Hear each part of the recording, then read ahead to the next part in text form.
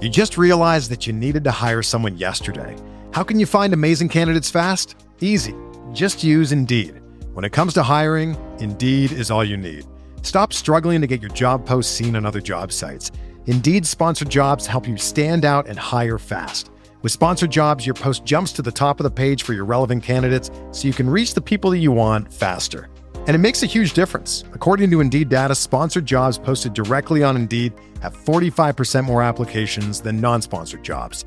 Plus, with Indeed sponsored jobs, there's no monthly subscriptions, no long-term contracts, and you only pay for results. How fast is Indeed? Well, in the minute I've been talking to you, 23 hires were made on Indeed, according to Indeed data worldwide. There's no need to wait any longer. Speed up your hiring right now with Indeed. And listeners of this show will get a $75 sponsored job credit to get your jobs more visibility at Indeed.com/BWN. Just go to Indeed.com/BWN right now and support our show by saying that you heard about Indeed on this podcast. Indeed.com/BWN. Terms and conditions apply. Hiring? Indeed is all you need. Let's be honest. Shopping? Not my thing. I go to the store. There's a lot of people that, it's just not my thing. It's not football. All right.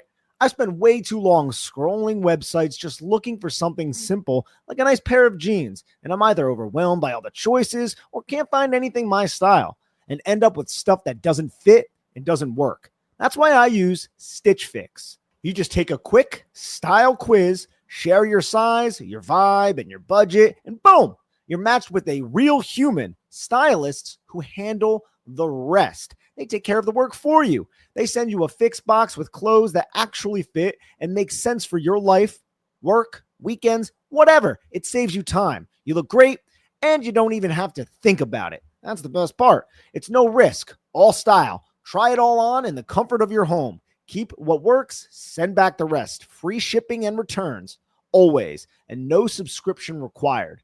Plus, get a free try-on for your first fix. Get started today at stitchfix.com/podcast to get $20 off your first order, and they'll waive your styling fee. That's stitchfix.com/podcast. This podcast episode is brought to you by Coors Light. These days, everything is go, go, go. It's nonstop hustle all the time. Work, friends, family, expect you to be on 24/7. Well, sometimes you just need to reach for a Coors Light because it's made to chill. Coors Light is cold lagered, cold filtered, and cold packaged. It's as crisp and refreshing as the Colorado Rockies. It is literally made to chill.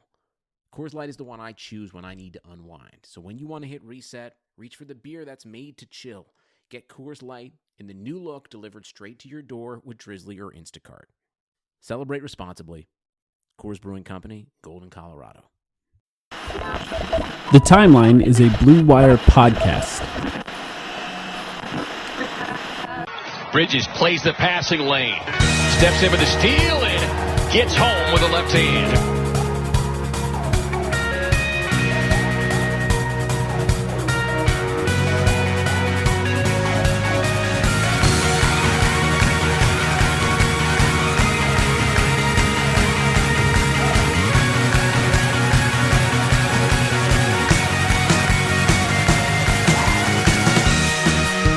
Welcome to the Timeline of Phoenix Suns podcast. My name is Mike, as always, here with Sam. Sam, how are you doing? I'm doing good. Coming fresh off yet another Phoenix Suns win today with the Charlotte Hornets. 31-14 now. Mike, we are both online entirely too much, I think we can admit. No matter what platform it is. If you're online right now and you're a Suns fan, there's a lot of nitpicking going on. There's a lot of anxiety, you can tell. And I think there's some good reasons for that, and we're going to talk about them in this episode. But I was totally satisfied with the win today in overtime. It was the Suns' first overtime win of the season. They finally got that monkey off their back, and how'd you feel about it? I felt fine as well. I think good teams find ways to win in games like this Charlotte game specifically because not good shooting by Jay Crowder or anyone, really. Cameron Johnson is the other guy, too. I think specifically if you can win a game where those two guys combine for 2 points, and the Suns also I think they shot 20% from three or something like that. And teams Bang that on. I saw this, Yeah. Vince Marotta actually tweeted this stat. Something like 12% of teams that shot that poorly from three have won this season. So it's pretty hard to win when you shoot that poorly, especially against a team that caught fire late with the 3-point shot.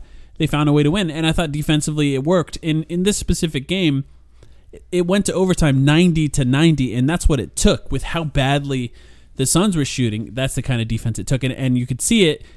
I don't know the stats on this for sure, but I assume this was the most steals the Suns had this season as far as turning the ball over, and you can tell. You can tell. Yes, season high 15 steals, season high 21 offensive rebounds. Granted, they also gave up a lot of offensive rebounds to Charlotte.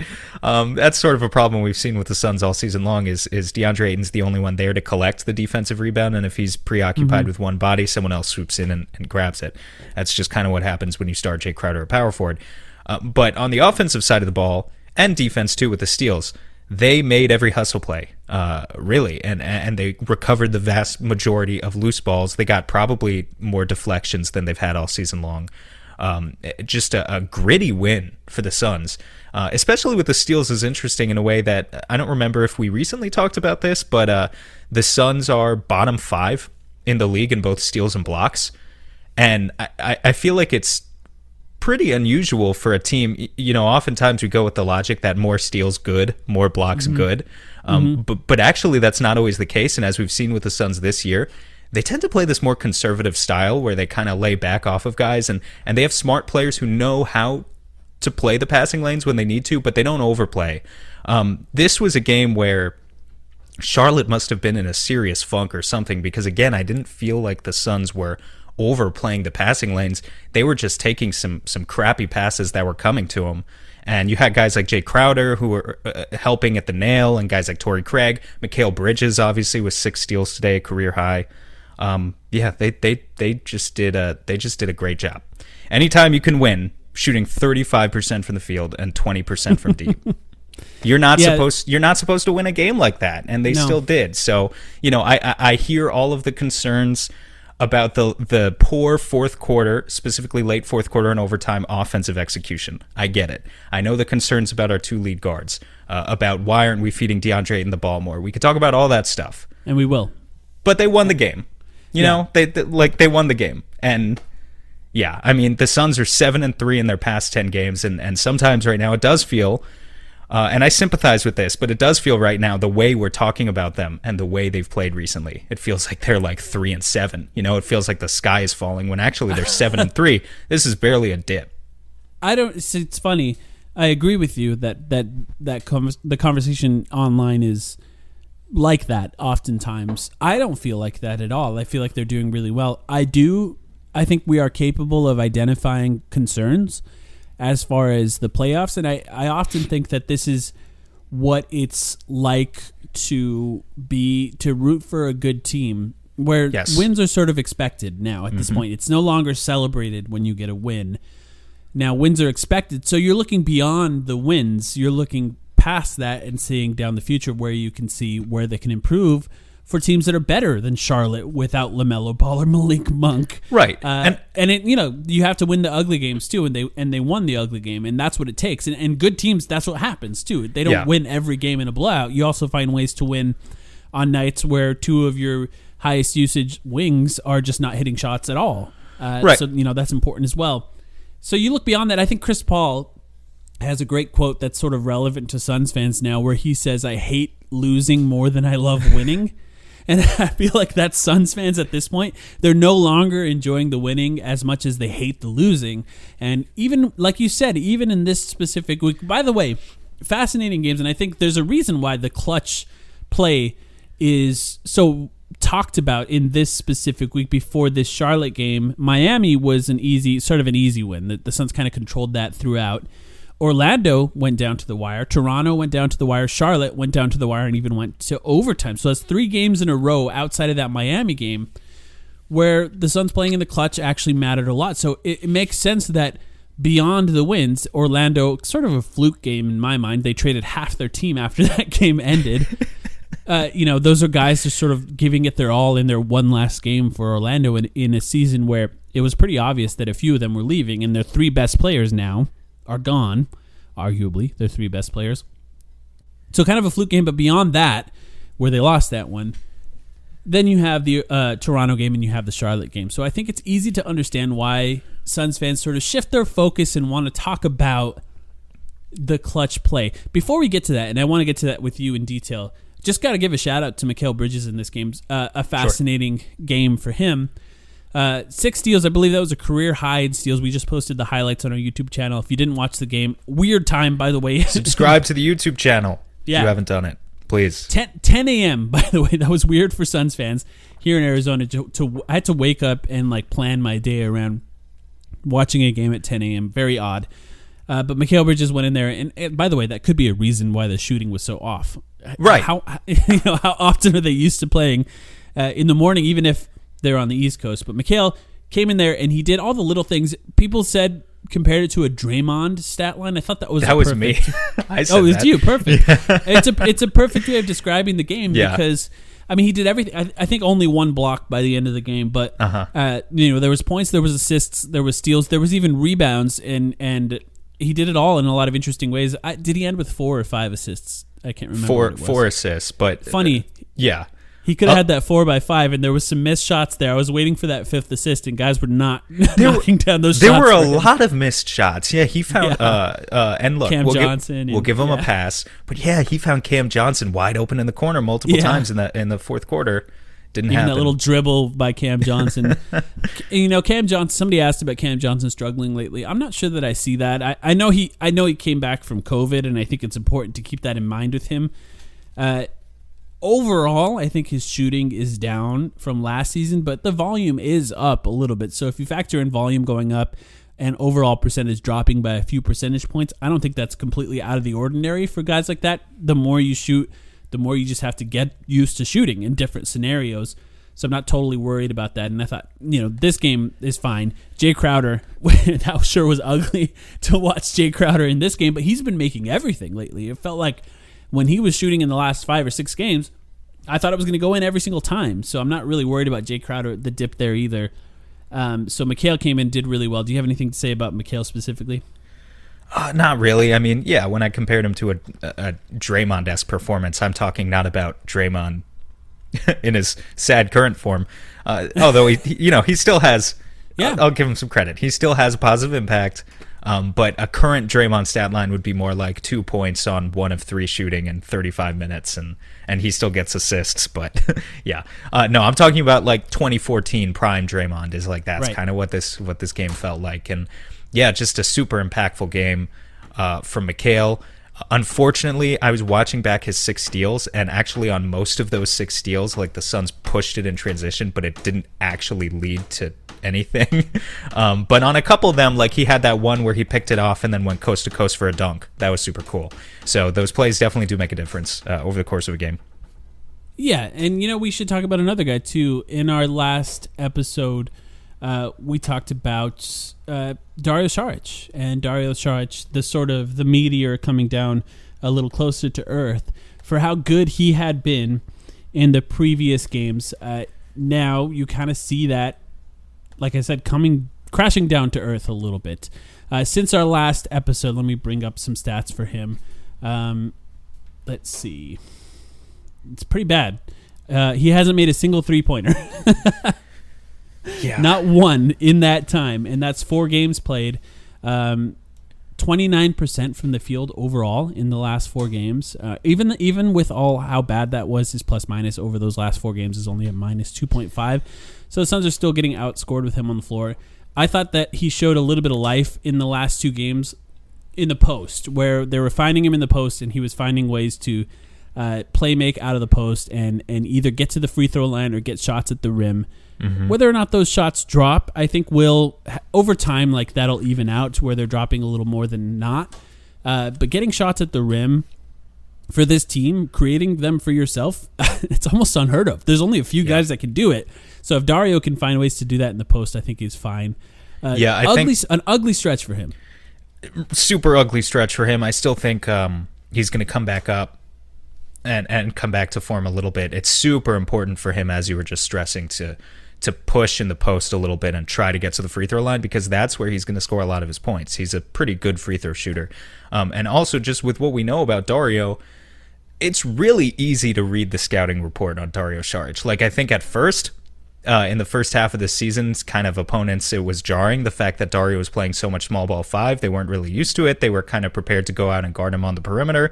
Well, now he's in a shooting slump, and everyone knows that he's going to try that pump fake when he gets inside. So you just have to wait with him, and you can block his shot pretty easily. It really shouldn't be that difficult. So it's going to get harder for Dario from here on out. But he's a smart player, and I have faith that he can adjust. Yeah, I'm still semi-convinced something weird is going on there, because sometimes when guys miss, they're just missing.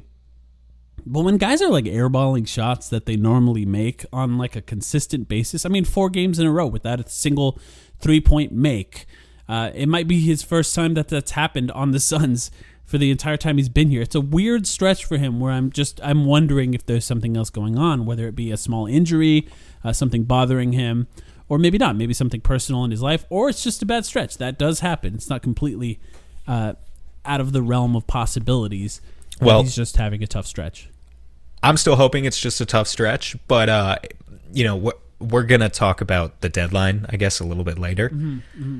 It makes the conversation relevant again, right? Like, there will come a point, if it isn't just a bad week or two, where we have to start facing up to the idea of seeing Frank Kaminsky minutes in the playoffs. And I don't know how people at home feel about that. I don't feel too great about that, honestly. So I hope he comes back and we see some more great play out of him like we were used to seeing. The good news is the Suns' starting center has been playing very well lately. That is great news. We're going to talk about that. We're going to get to that a little bit later. I do want to. This is the biggest question that we have for the Suns. The question is, are they a bad clutch team? And I think I push back on that. I don't think they're a terrible clutch team, to be honest. I think that there is some evidence that says that they could struggle in specific games in the clutch, depending on how the defense is playing against them. And how could they fix it? That's the next question to cover with the Suns. And I think Devin Booker was talking about it after the Charlotte game specifically. And I think he summed up exactly what I've been thinking and sort of what I've been trying to convey online. And what he said specifically is that the Suns have some actions that they run, but at the end of the games, when it really grinds down to a halt and defenses are really keyed in and they're switching everything, it often boils down to the best players using their gravity to try and make the right play for themselves or for others, essentially. And that is what's happening. And that's what happens oftentimes in the playoffs as well, because switching happens more and more and more. And I think we need to talk about, you and I, sort of how we feel about that and what we think other options are. And I did some extensive research on this, specifically to see what the Suns' options could be against specifically defenses that switch, because I think this is a very important conversation to talk about. But what do you think about, first of all, what he said and just about this general conversation? Well, before I even get there, I just want to address your first question, which is, are the Suns a bad clutch team? I want to point out they rank 16th in clutch net rating. That's obviously, I mean, it's average. I wouldn't say they're a bad clutch team. I wouldn't even say they've been a bad clutch team compared to playoff teams, because you could look at it and say, well, 16th, if you're only comparing them to the 16 best teams that make the playoffs, then maybe they're really bad. But in fact, Utah is 15th. The Clippers are 23rd.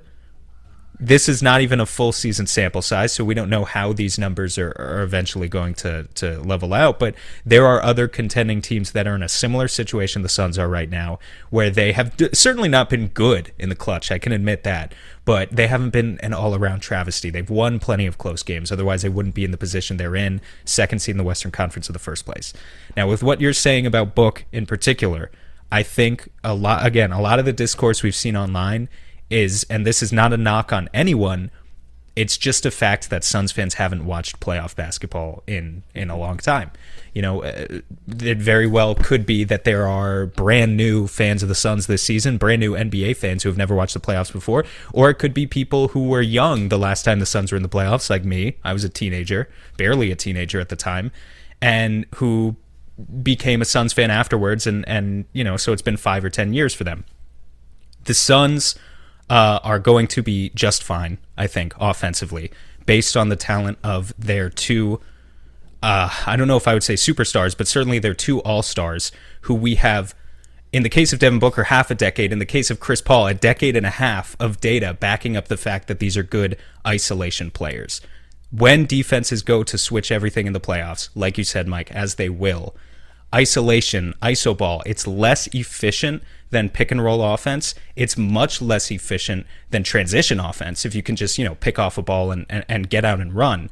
But it becomes the necessity. You need to have it in the playoffs. Yeah. Every team is going to need to have it. And there's no reason to believe, from what I'm looking at, that the Suns, with Chris Paul and Devin Booker in the driver's seat, will be in any worse a situation than the vast majority of other playoff teams they'll be going up against. Granted, there are other playoff teams who have even better ISO players.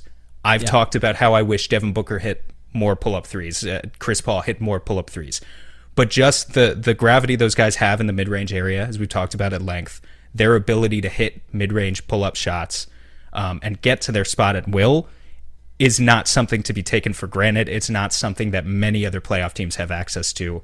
And yeah, I think we can talk specifically about, well, when the offense kind of grinds down and defenses are switching everything, how can you get the ball moving a little bit again, right? And how can you really cut with purpose and pass with purpose and try to find other guys so that the ball doesn't stick quite as much as it did today? Because really today it did stick.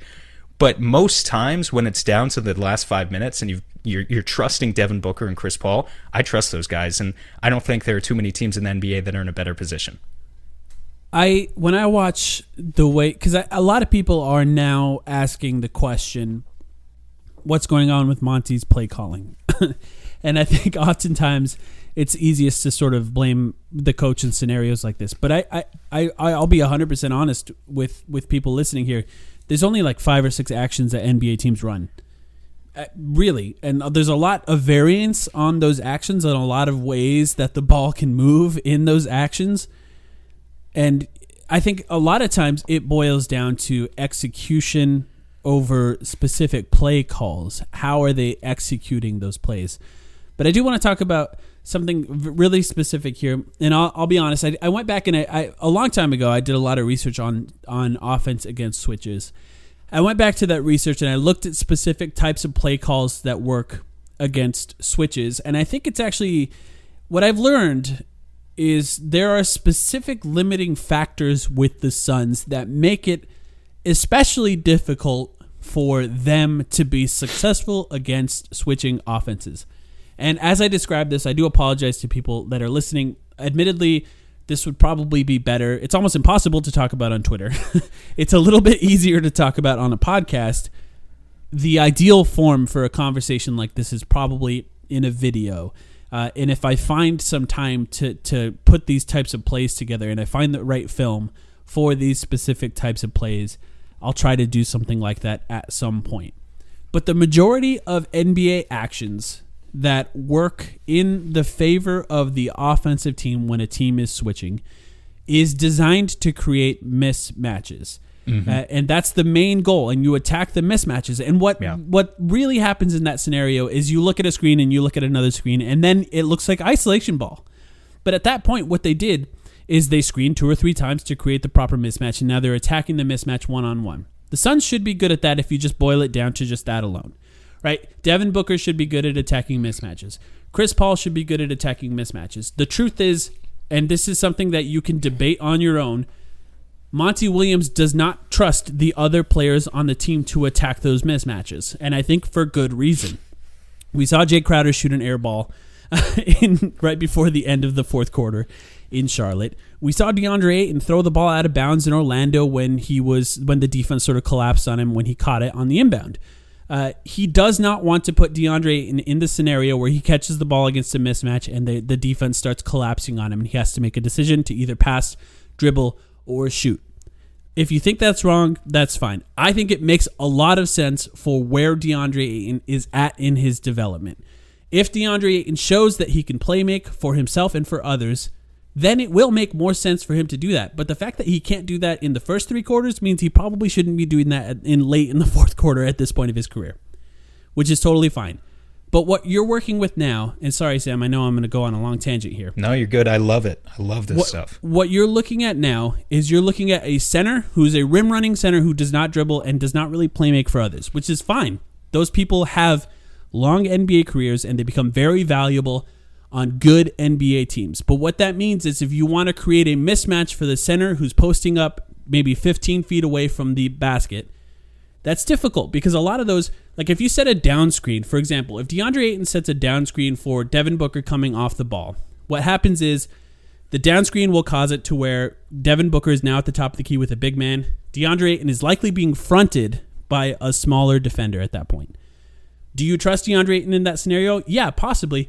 You're going to have to throw, first of all, a lob pass over 2 defenders to get the ball to DeAndre Ayton close to the rim. And that leaves a third defender to come off the corner on the weak side to play that secondary defense on DeAndre Ayton. Now DeAndre Ayton has 2 defenders on him with the ball close to the basket. Now, is he going to shoot that? Maybe. Is he going to pass it? Maybe. Do you want to trust him to do that in the fourth quarter in a tied game? Yeah. Probably not. That's fine. So then you can't really run, like the Warriors, for example. What the Warriors may be the best team of all time against switches. If you just look at the best Warriors team. Are you talking about the current Warriors or the KD ones? Not the current Warriors.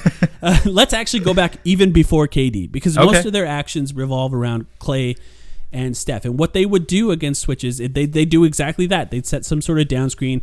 They'd get the ball in the post with Draymond Green holding the ball, and then they run what's called split cuts.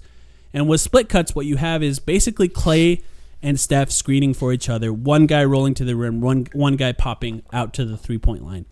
If you do that, it works really, really well. And you could do that with, say, Cam Johnson or Jay Crowder and Devin Booker, and you could do that with Chris Paul and Devin Booker. But if you're doing that with Chris Paul and Devin Booker, there is a very simple problem with that.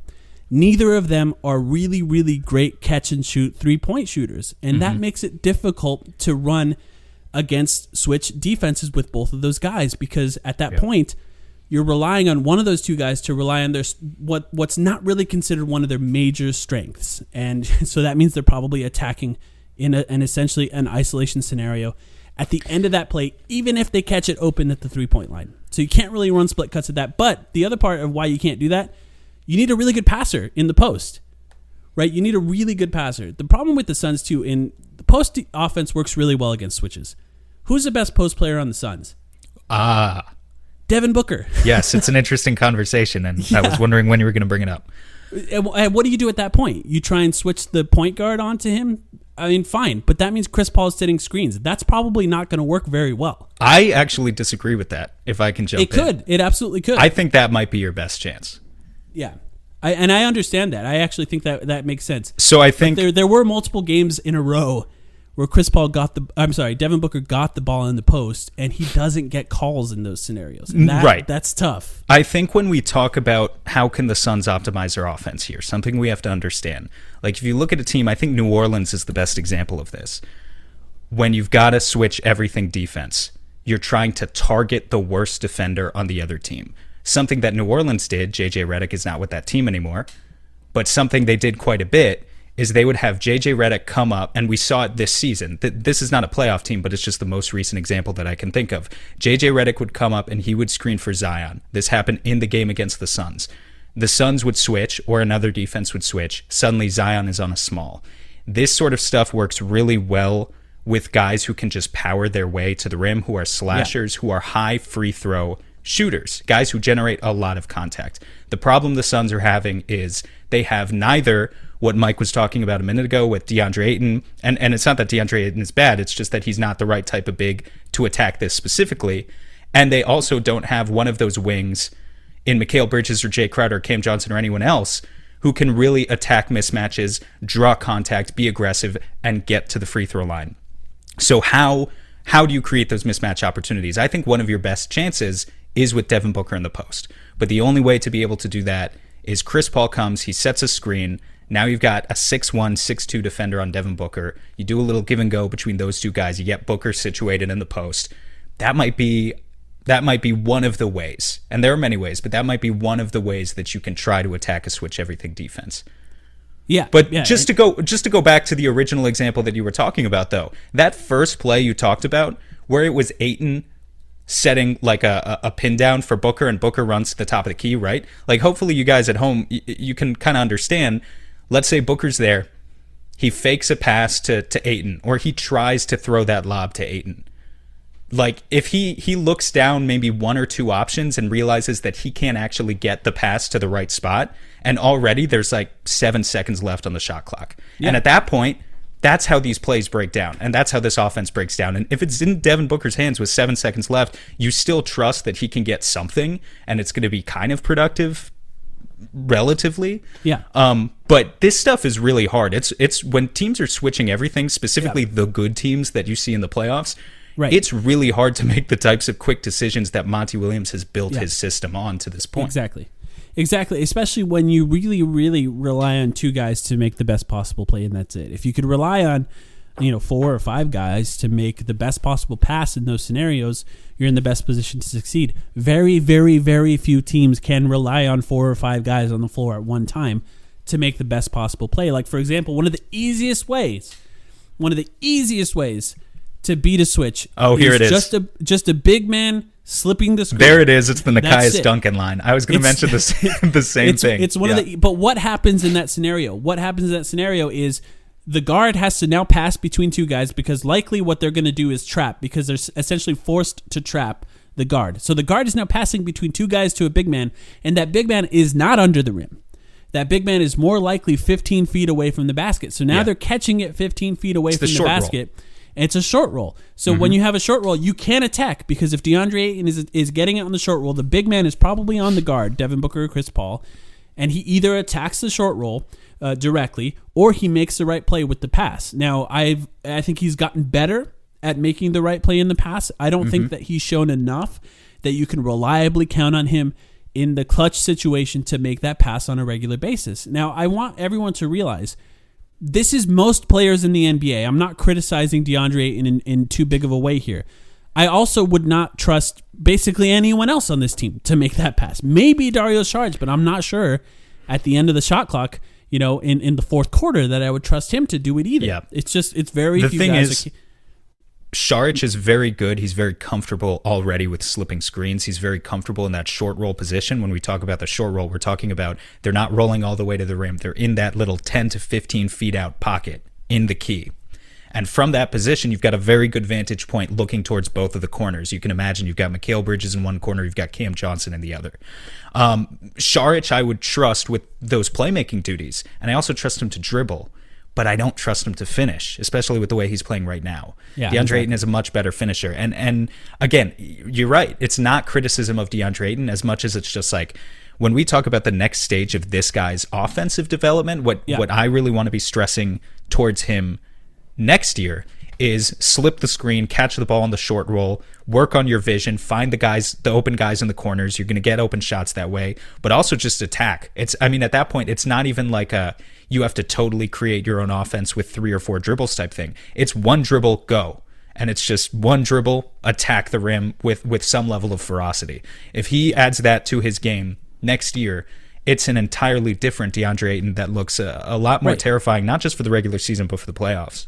And even shooting more, if he became like a reliable 3-point shooter, that would make a big difference as well. Because, if you're talking about a 5-out offense, if you're not talking about if one player on the floor is not limited to only shooting shots in the paint, essentially in a clutch scenario, you can be a little bit more creative in your play design with 5-outs. You can run basically flare screens that are essentially like slipping screens off the ball, flare screens for other players that easily allow guys to roll to the rim or cut to the 3-point line. But players have to be more of a threat at the 3-point line for that to work like in the optimal way. It can still possibly work, and I'll get to it in a second because I have more notes about what I do think. I'm sorry, I know. I have more notes about what I do think they could do in the future to get better. One thing the Warriors did, and I know I'm back to the Warriors, but like I said, they're the best team ever at playing against switches, and one of the reasons why is they had 2 of the best shooters of all time. But one thing that they did was it's commonly called a ghost screen or a 12, which is essentially a shooting guard screening for a point guard. And what you do in that case is say Steph Curry's at the top of the key and Klay is coming up from either side and he's coming up to screen, but instead of screening, he just stops as if he's going to screen and then he sprints past him to the wing at the 3-point line. What that does is it confuses the switch because at that point, they're setting up to switch on the screen, but as soon as the guy screening, fakes that screen and sprints to the 3-point line, there's a good chance that the two defenders, if they're not communicating properly, they either both stay on the point guard or they both chase the shooting guard. But what does that do? That leaves one of the two wide open at the 3-point line. What's one of the problems with Devin Booker and Chris Paul? They're not going to really shoot that at a really high clip. That's a shot that you probably don't want them taking in a clutch scenario. So what does that mean? That means that it probably boils down to an isolation. In that scenario, that means Chris Paul is probably attacking off the dribble or Devin Booker is probably attacking off the dribble in that scenario. So that's why the Suns can run that action, but it probably ends up, even still, with them dribbling against it. Finding the proper mismatch and attacking the mismatch is probably how most of these plays end no matter what. I want to point out here, I think it's useful to, again, inject some stats into it. I just looked up ISO efficiency for every team in the NBA this year. The Suns are the 9th most efficient isolation team in the NBA this season. And I just want to compare that to the teams that they're going to be going up against in the West, the big dogs. The Nuggets are 13th, the Clippers 14th, the Lakers 21st, and the Utah Jazz, this is the big problem with the Utah Jazz and why a lot of people don't believe in the Utah Jazz, are 28th. It's not that they're in terrible shape with what we're talking about right now. So I do think a good amount of it is just people are getting frustrated at the fact that the Suns aren't scoring points in the final 4 or 5 minutes of the game, right? But I do think we kind of have to remember, and granted, the Lakers have LeBron James and the Clippers have Kawhi Leonard, you know? Right. So big I'm not saying wings become very valuable against Spurs. Very valuable. I'm not saying the Lakers are going to stay 21st. I'm not saying the Clippers are going to stay 14th. Those big wings will be valuable. But with where the Suns are right now, they're not doomed by any means. Like they're going to score fewer points in fourth quarters. So defense becomes even more critical as they have to clamp down and take care of their own business. It's always going to it's just a fact that ISO ball is going to lead to fewer points than pick and roll offense, which is going to lead to fewer points than transition offense. And that's going to happen not just for the Suns, but for every team across the league. And as we talk about, the types of teams that the Suns are going to play in the playoffs, they don't need to be the best isolation team of all time. They don't need to be the Warriors. Right. You don't need to be the fastest gazelle in the savannah. You just need to outrun the slowest one to escape the lion. And in a lot of these matchups that the Suns are going to be playing, that's kind of going to be what it's like. Like if they go against Utah, they don't need to hold themselves to Golden State's standard. They just need to be a better iso ball team than Utah. And I'm very confident that they can do that. But against a team like the Lakers, it's going to be more challenging. Yeah. For the Suns, there's a few things that I think that they should essentially do in order to try to solve this. A lot of what I've said, like I said, a lot of these plays that are designed for switching, the Suns do all of them, for the record. They all end, in most cases, because of the way the Suns' best players play, with their best player attacking a mismatch. And what I think they're doing in a lot of scenarios at the end of these games is they're understanding that players are switching everything. So they have guys just coming up and setting soft screens instead, and they're getting that mismatch from the top of the key, and then they're running against that mismatch at the top of the key. They should not do that. They should run their offense as normal. If it still ends with getting that mismatch and attacking that mismatch, I think they will do it from a more advantageous position if they run these plays instead of just deciding and sort of giving up that it's going to end with that mismatch no matter what and just setting these sort of fake screens to get that mismatch from the top of the key. The other thing I think they can do is, this is tough, but essentially use Devin Booker as a big man. A lot of these switch plays are designed to have, like, for example, there's a play called a back screen seal, which is essentially like if Devin Booker set a back screen for like Chris Paul running up to the top of the key and Chris Paul caught the ball. Well, because Devin Booker set that back screen, the guy that's probably on Devin Booker is now fronting him, and he can seal off and then get the ball in the post and then attack from a post position instead of the top of the key. That's one way to do it, like we were just talking about. And there's also the last thing is essentially Chris Paul should have the ball in his hands to start these plays, because Chris Paul is useless off the ball. I know this is not a super controversial take, because we all know this sort of as Suns fans. He doesn't shoot, but he's one of the best players of all time. So I'm not trying to insult him here, but what I'm saying is he's not running off screens, right? He's not attempting to post up off the ball. In a lot of these scenarios with Devin Booker having the ball at the top of the key, he's in the corner, which is valuable as a secondary playmaker if Devin Booker has to find him, but oftentimes it's with 5 seconds left off the clock. Devin Booker is a very good off-ball player. So in these scenarios, Devin Booker should be setting more screens. People should be setting screens for Devin Booker off the ball. And Chris Paul should be finding him on the move more often. And I know that's tough with switches, but there are options where if Devin Booker is setting screens and people are setting screens for Devin Booker, he will be capable of catching the ball, like I said, in more advantageous positions with Chris Paul feeding him instead of Devin Booker just starting off. It might end in an isolation no matter what, but if that isolation is from 15 feet instead of from 35 feet, I kind of like that a little bit more, and that might take a little more action to get there.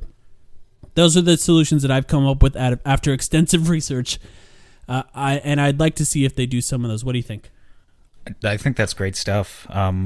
You're talking about Chris Paul there. Man, it's kind of beating a dead horse, but like, how good was James Harden at isolation those years in Houston that we're talking about Golden State as the gold standard here. The best in the league. James Harden was the best in the league. They really almost did that. Yeah. That's crazy. I mean, if Booker is ever even close to that level of isolation player that Prime Harden is. Yeah. Yeah. I suggest looking up post split cuts for those people who want to see some plays. Warriors post split cuts. And the 1-2, the 12 slip screen, it's called a ghost screen with the Warriors as well. Yeah. Because the Suns can run a ghost screen with Devin Booker and Chris Paul. But like I said, that's probably going to end with the isolation anyway. Maybe you have Cam Johnson in the game and he plays the Klay Thompson role in that scenario and he actually shoots it. That could work. Yeah, that could work.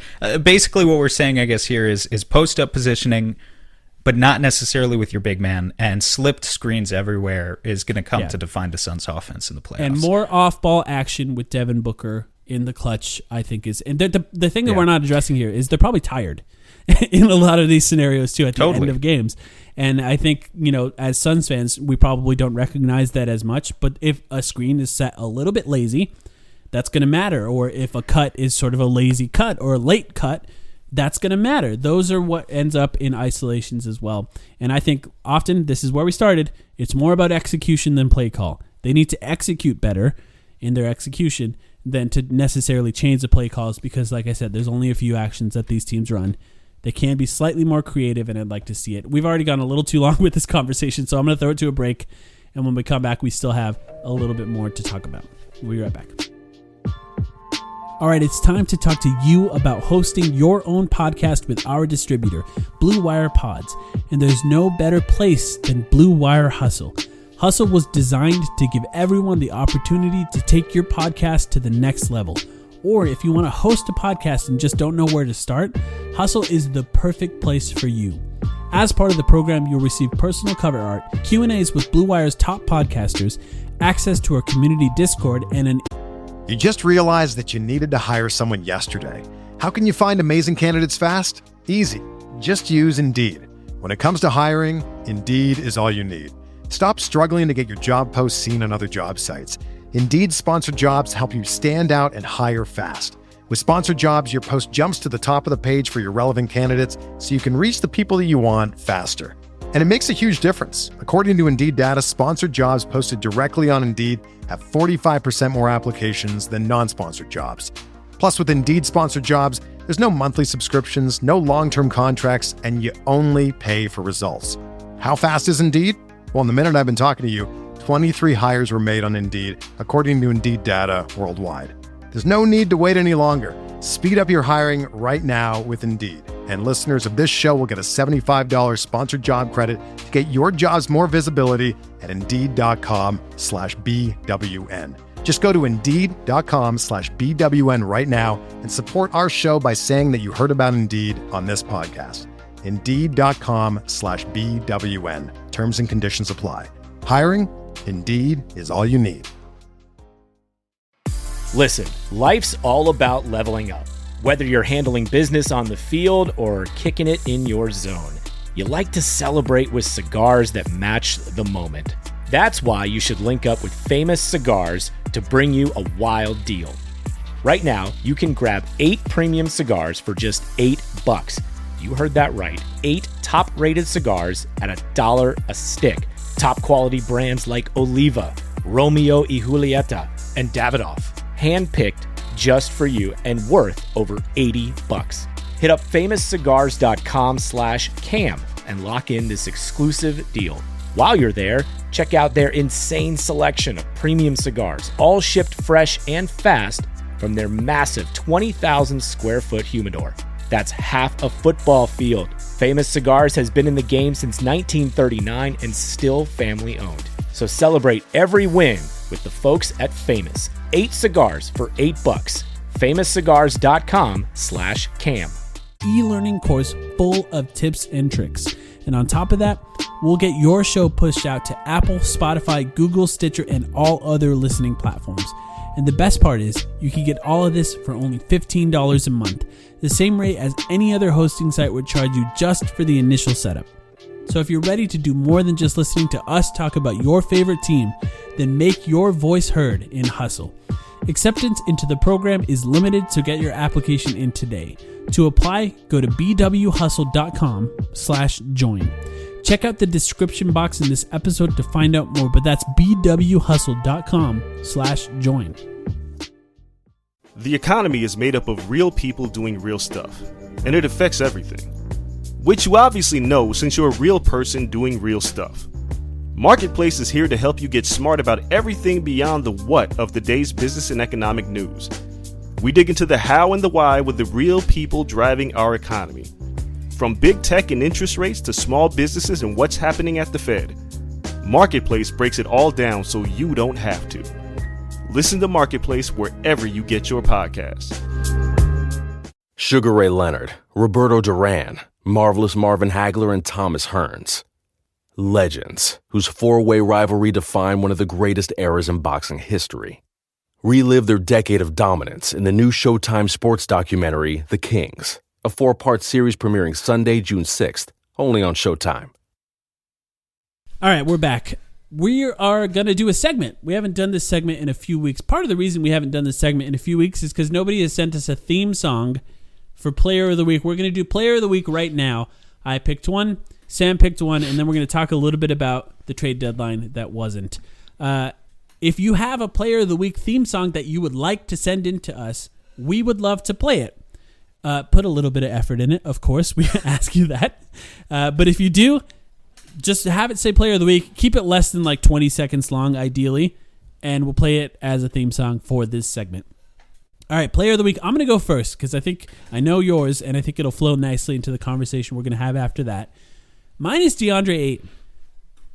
I mentioned it earlier in this podcast. DeAndre Ayton has had, in my opinion, a great week. As much as he was attacked for sort of the boneheaded play at the end of the Orlando game, the Toronto game, we haven't talked about it yet, I think was one of the more fascinating games that the Suns have played so far. Nick Nurse, literally like an evil genius, put OG Anunoby on DeAndre Ayton, and he put Siakam on Jay Crowder. Siakam was cheating off Jay Crowder the whole game, so the Suns struggled to get the ball to DeAndre Ayton in the post because they would have doubled him immediately. Basically, the entire game plan was designed to make DeAndre Ayton somewhat of a playmaker, and I credit DeAndre Ayton for not being flustered by this at all. I think he just played that game really well. Even his rebounding numbers were a little low for that game. It didn't feel like that. He did the right things in almost every scenario for that game. Played excellent defense, got the important rebounds, and then ended the game with a clutch block against Pascal Siakam. And then I think he played well today in Charlotte as well. Basically, I think 3 of the 4 games this week were really good games for DeAndre Ayton, starting with that Lakers game, and then he played well throughout. Very impressive, even against Miami. I just thought it was that was my favorite game of the week, personally, the Miami one. Yeah, what did you think? Yeah, I mean, he had a tremendous week. So, you know, I think it's important that we give him his credit. Yeah. But yeah, that Miami game was my favorite. I do think Toronto was the most interesting because it was the most experimental, like you kind of hinted at. Whereas against Miami, he just played it straight, but he contested every shot against the Heat. Yeah. You know, and it kind of just demonstrated what we already knew, that this is how far this guy has come as a drop defender. His ability to drop back, and whether it was Kendrick Nunn or Tyler Herro or who the hell else do they have? Jimmy Duncan Butler, Robinson, Jimmy Butler, Duncan Robinson. I mean, Duncan Robinson, you know, didn't really drive, but everyone on the Heat roster who tried to drive on DeAndre Ayton in that game was thwarted. And it was beautiful. I mean, he allowed maybe 1 or 2 buckets at the rim, and that was it. Great game. I mean, is there a better team to play drop defense against than the Miami Heat at this point? Miami is close. It kind of played right into his hands, which is really nice to see him come through in there. Memphis without Triple J this year has been another one where it's like we just do that because it's too easy. It's too easy to do that against Ja Morant. Yeah. I thought there were times in this, you know, we've talked about it before. DeAndre Ayton has good games. He has mediocre games. He can go into sort of slumps for a few games at a time. If he comes to the playoffs as focused as he's been this week, the Suns can do very, very well in the playoffs. Now, there are ways to scheme against the Suns no matter what, as we just sort of talked about in the last segment. For a very long amount of time. For a long amount of time. But I think DeAndre Ayton is going to be, if he plays the type of defense that he played in the last week, offensively I think he's been good too, but specifically on defense, teams, their entire game plan is going to be trying to figure out how to avoid DeAndre Ayton at the rim, which is good news for the Suns because you want that to be the case. You want them to be afraid of your center at the rim. And you know, I felt good this week as far as picturing how they could be in the playoffs. And to that point, it kind of sets up a paradox. You know, people get frustrated when Ayton starts off strong and then isn't receiving the ball. Well, as we kind of, again, just demonstrated for half an hour, with Ayton where he's at in his current development, until he gets to the point where he really feels comfortable self-creating off the dribble and has to rely on other people to feed him, there will be games where he maybe only has 14 or 16 points. But his gravity is so enormous that it creates all these opportunities for everyone else on the team. So you could say he had a fantastic game. And that, like, those games may still frustrate some people because he doesn't get the ball as much as those people want. But the more defensive attention that DeAndre Ayton is drawing down low, the more respect he's getting, the better that is ultimately for the Suns. And it might lead in some cases to lower stat lines, but it would be a better performance from Ayton.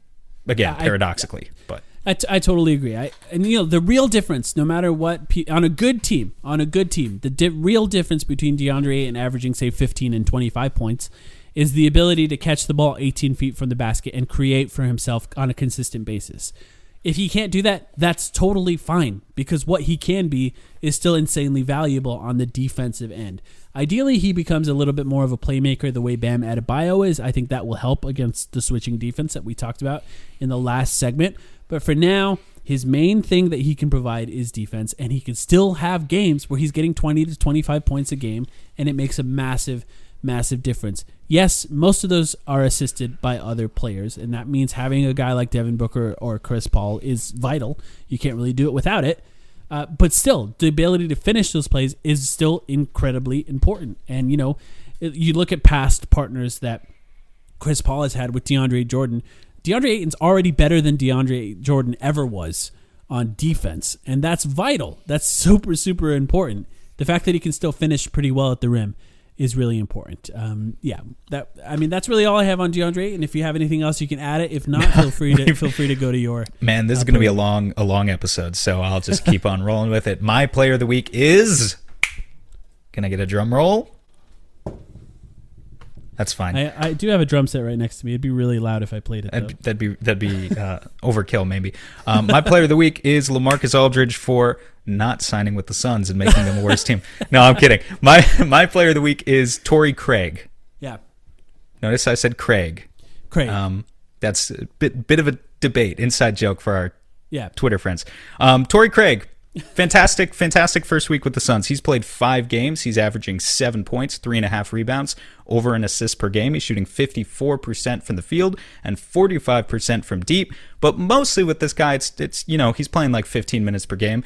It's not about the stats as much as it's just about he's been everything that he was advertised to be and more. He just goes out there and he plays hustle defense and he tries to grab every loose ball and he's got long arms and I love him. I love him already. What do you think? I think that he was fine and play time's good, but you can very much tell that he's not quite used to the plays on this team just yet. And it's more teammates than plays. He has to trust teammates in specific scenarios. There was shots that he turned down that he probably should have taken. There were shots that he took that he probably shouldn't have. But beyond all that, what he has shown is that he can play minutes against good teams because of what he brings on the defensive end and because of his size. There are times, we talked about it in our last episode, that he could even play up to the center position in super small lineups. He did it today. He did it today. Charlotte was killing us with pull-up three-pointers. And when you have teams that are killing you with pull-up three-pointers, you want wings that can push on the screens, on switches. And that means push them back and try to even trap in some scenarios. And the best case is guys that can move their feet as fast as possible without fouling. And he's capable of doing that. And I think he'll be really good. I'm trying to temper my expectations a little bit because I'm still not quite sure what he can bring on offense, but I am pretty sure what he can bring on defense, and that's really good. I mean, he's cutting. He's cutting. He plays in transition. I don't think he's going to shoot 45% from three, but honestly, if he shoots 35, isn't that enough? If he can shoot close to 40 from the corners alone, that is like vital. It would be. Yeah. It could be in the difference between like, hey, yeah, maybe he plays 10 minutes a game in the regular season, but if he can shoot close to 40% from the three-point line in the corners alone, there's a chance that he plays 20 minutes a game in the playoffs when the games really, really matter. And that would be really important. So I'm monitoring it, and I think it's a good pick because what James Jones did is he traded nothing for him. He traded a roster spot essentially. Obviously, Robert Sarver sent off a little bit of money for him, for him as a player. But it was a really smart deal. Even if it doesn't work out, the fact that you can take a chance on a player that is exactly the archetype of players that play minutes in the playoffs was brilliant. It was a really, really smart move by James Jones, and I'm excited to see him play. As we wrap up that discussion, what does that mean for Abdul Nader? What do you think? I mean, well, the Suns were rumored to be one of the teams that reached out to Gorgui Dieng. And I think that Abdul Nader was not only, this sucks for the record, but not only is he not super great when he's on the floor, he can have time he's to replace. He's fine, man. Like, yeah. I will accept no slander. He you're does right. have You're issues. Right. I see, terrible. like, personally, I hear terrible. you because I know where you're going with this, and I've heard this argument before. I think Abdul Nader's not the worst player currently on the Suns roster. Now, he may be the worst fit if they were going to sign another big man.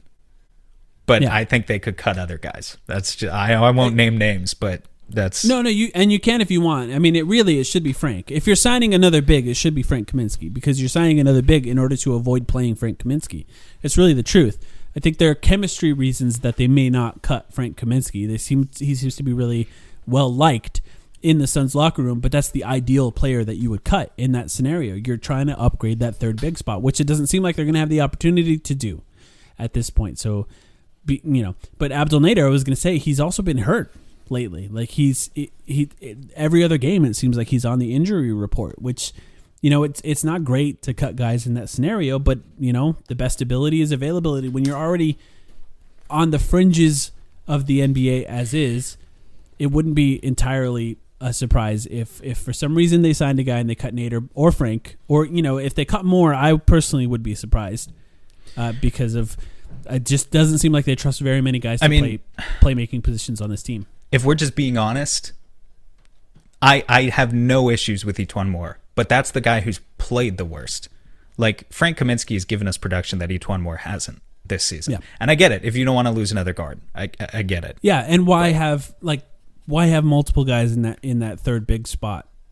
Really, like if you're signing Dieng, it would make the most sense to cut Frank. I just don't think they would. So it's a weird scenario where it seems like they like him. Let's talk about the deadline then. Sorry, I'm doing your push to the next segment thing for you. There. But what was your reaction? Because we didn't have a chance. A lot of Suns podcasts. Yeah. And, credit to all the Suns podcasts out there that record daily. I don't know how, or 2 or 3 or 4 times a week. More often than us, yeah.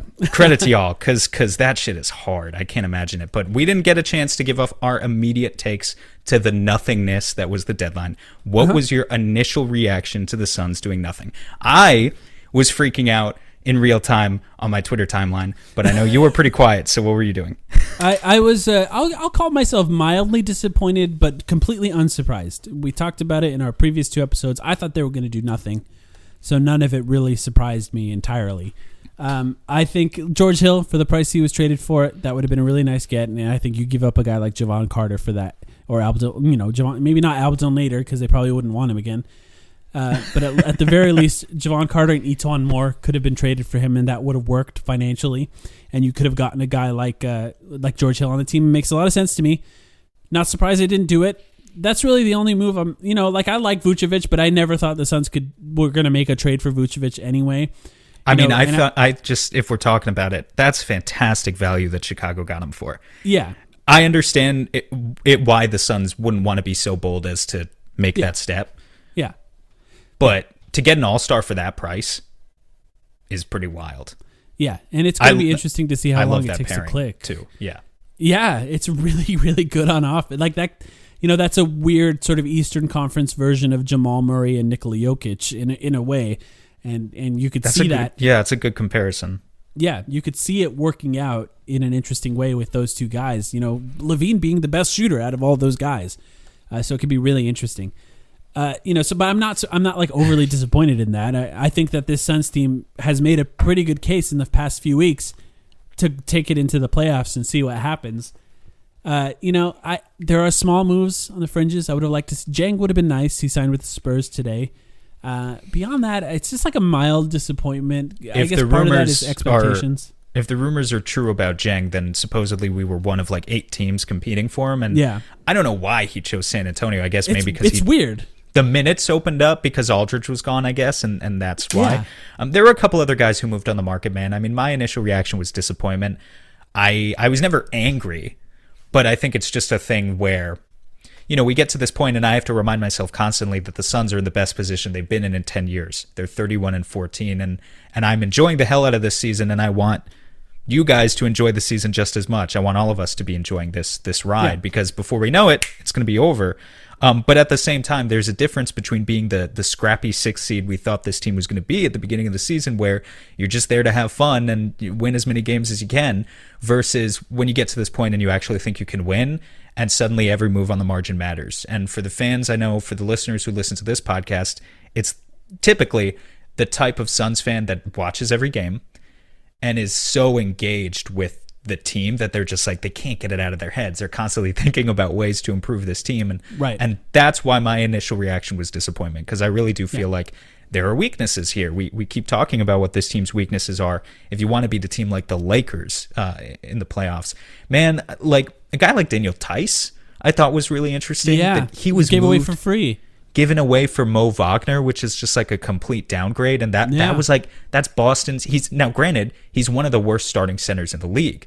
Yeah, but he wouldn't be the starting center here. He was, what'd you say? He wouldn't be the starting center. No, exactly. He was one of the worst starting centers in the league, playing 24 minutes a game, but would be one of the best backups in the league. Exactly. So it's like, if you could go get a guy like that, like why didn't, I wonder if they tried or if they just didn't care. It felt to me like there were obvious upgrades out there that we really could have pushed a little bit harder for.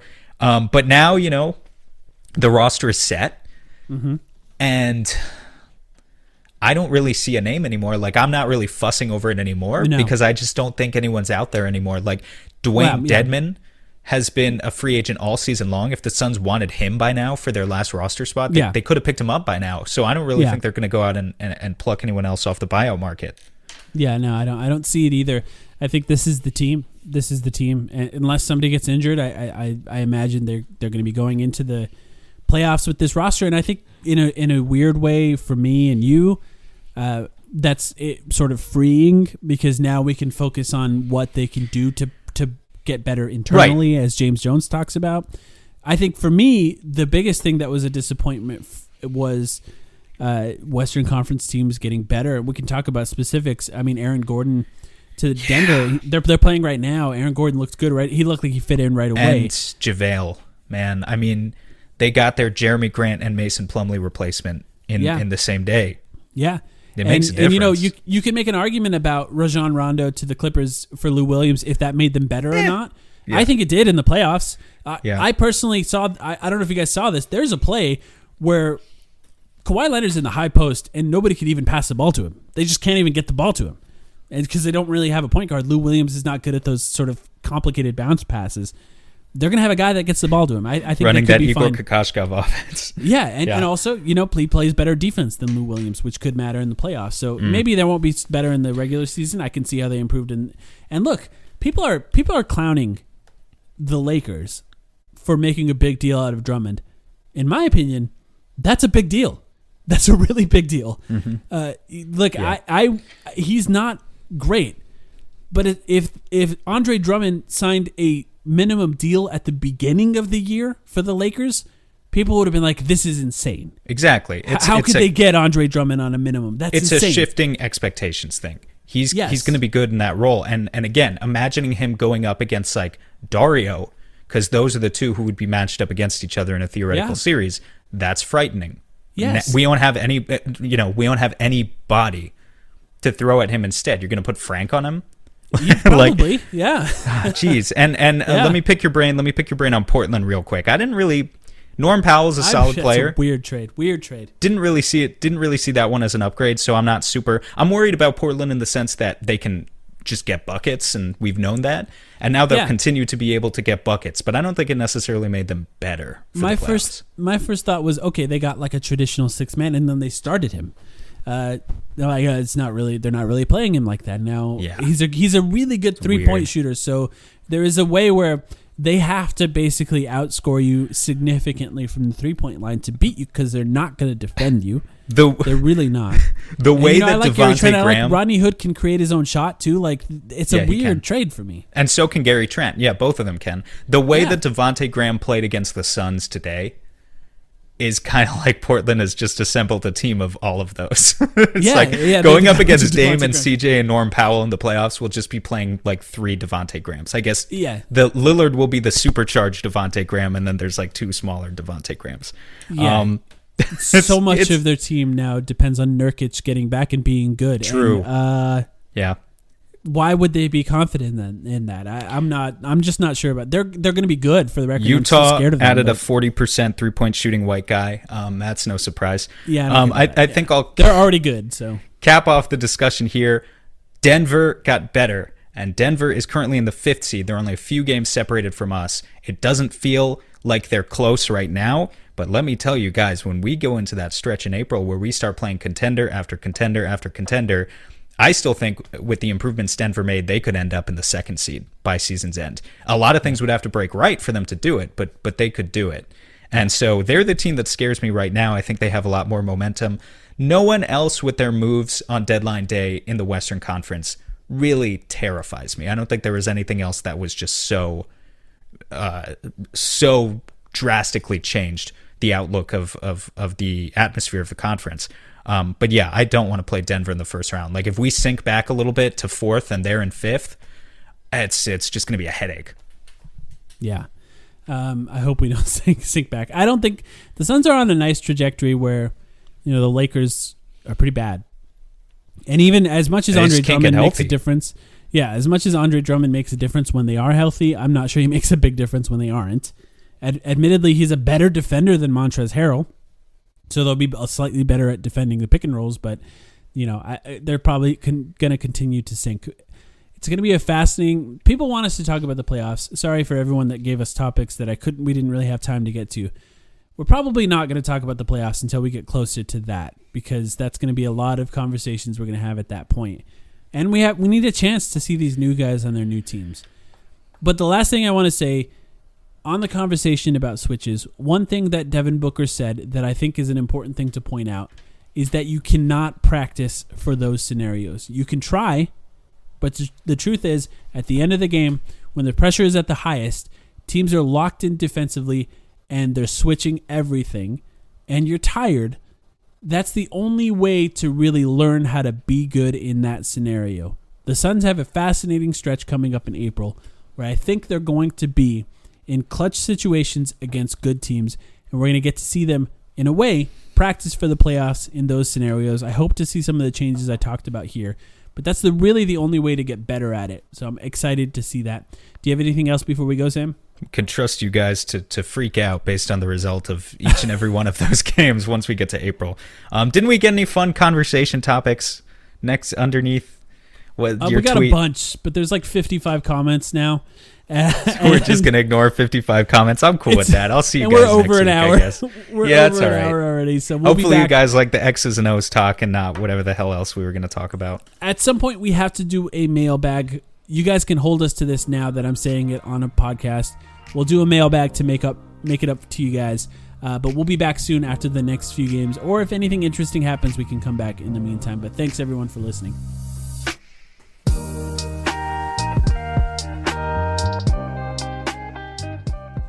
Yeah, if we want to go where we got to go or want to go, we're going to have to clean up, some late game situations. And I think the best way to learn is just experience it, being in the fire, and learning from it. So we just have to go back, watch film, find some packages, late W's, because we have a lot of stuff. It's teams, lock in and switch everything. It's kind of just make a play for your teammate. How much gravity can you transfer?